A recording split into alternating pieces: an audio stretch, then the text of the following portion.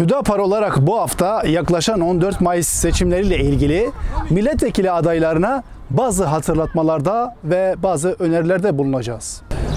Biliyorsunuz ki 14 Mayıs bir seçim tarihi. Ülke seçime gidiyor, savaşa değil. O yüzden bütün milletvekili adayları bu seçim süreci içerisinde kullanmış oldukları dile ve üsluba çok dikkat etmelidirler.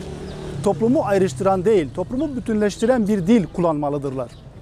Ve biliyorsunuz ki yakın bir tarihte büyük bir deprem felaketi ve ardından Şanlıurfa büyük bir sel felaketiyle karşılaştı. Vefat eden kardeşlerimize tekrar Allah'tan rahmet diliyoruz.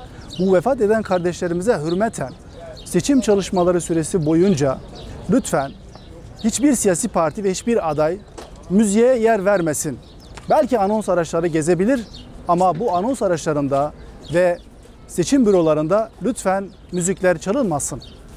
Vefat eden kardeşlerimize lütfen hürmet ve saygı gösterelim. Milletvekili adaylarına sesleniyoruz. Halkı ziyaret edeceksiniz. Mahallelere, köylere, ilçelere gideceksiniz. Lütfen bu ziyaretleriniz seçim bittikten sonra son bulmasın. Bu ziyaretleriniz seçimden sonra da devam etsin. Çünkü bütün Şanlıurfa halkı sizleri sadece seçimden seçime değil, sandıktan sonra da sürekli yanında görmek istiyor.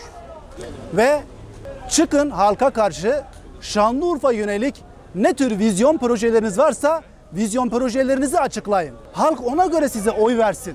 Örneğin Şanlıurfa'nın şu anki bulunmuş olduğu yıllık ihracat rakamı ne kadardır göz önüne alalım.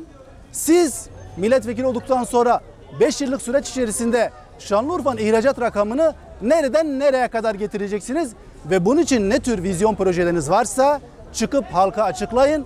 Halk da buna göre sizlere oy versin.